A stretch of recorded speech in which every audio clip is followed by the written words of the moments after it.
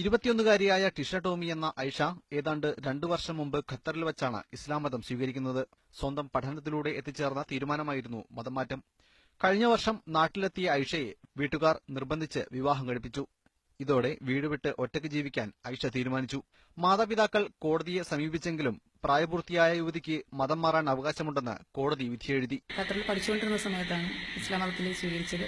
സ്വന്തം ഇഷ്ടപ്രകാരം ഇതിനെപ്പറ്റി നന്നായി പഠിച്ച് മനസ്സിലാക്കി തന്നെയാണ് ഇസ്ലാം മതം സ്വീകരിച്ചത്. ഞാൻ വീട്ടിൽ നിന്ന് ഇറങ്ങിയതിന് ശേഷം ഇങ്ങനെ എന്നെ കാണുന്നില്ല എന്നുള്ള രീതിയിൽ എന്റെ പാരന്റ്സ് ഒരു മിസ്സിംഗ് പെറ്റീഷൻ കൊടുത്തിട്ടുണ്ടായിരുന്നു. കഴിഞ്ഞ മാസം ജൂൺ 16-ാം തീയതി കോടതിയുടെ മുമ്പായി ഹാജരാവുകയും സ്വന്തം ഇഷ്ടപ്രകാരമാണ് വീട്ടിൽ നിന്ന് ഇറങ്ങിപ്പോയതും ആരും തട്ടിക്കൊണ്ടുപോയിട്ടില്ല എന്നുള്ള രീതിയിൽ മൊഴി കൊടുക്കുകയും ചെയ്തിട്ടുണ്ടായിരുന്നു. കോടതി എനിക്ക് പ്രായപൂർത്തിയായ പെൺകുട്ടിയാണ്, അവൾക്ക് അവളുടെ ഇഷ്ടത്തിനനുസരിച്ച് ജീവിക്കാനുള്ള സ്വാതന്ത്ര്യമുണ്ടെന്ന് വിധി വരികയും ആ വിധിയുടെ പകർപ്പൊക്കെ എന്റെ കയ്യിലുണ്ട്. എന്നാൽ ഏതാനും ദിവസം മുമ്പ് ഒരു സംഘം മലയാളികളെ കാണാതായതോടെ കഥ മാറി.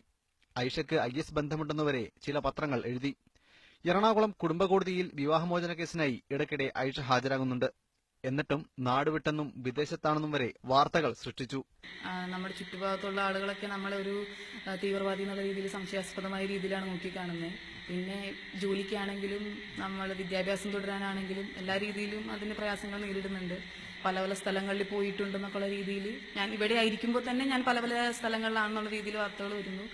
മാനസികമായിട്ടും ബുദ്ധിമുട്ടുന്നുണ്ട്, അല്ലാതെ ഒരു സമൂഹത്തിൽ ബീയിങ് എ ഹ്യൂമൻ ബീയിങ് ഒരു സൊസൈറ്റിയിൽ ജീവിക്കുന്ന ആളെന്നുള്ള രീതിയിലും ബുദ്ധിമുട്ടുന്നുണ്ട്. തനിക്ക് IS ബന്ധമില്ലെന്നും സ്വന്തമായി ജീവിക്കാൻ അനുവദിക്കണമെന്നുമാണ് ഐഷയുടെ ഒരേയൊരു ആവശ്യം. മലയാളികളുടെ തിരോധാന വിവാദത്തിന്റെ പേരിൽ പലയിടത്തും മതം മാറിയവർ സമാനമായ രീതിയിൽ വേട്ടയാടപ്പെടുന്നതായി പരാതികൾ ഉയർന്നിട്ടുണ്ട്.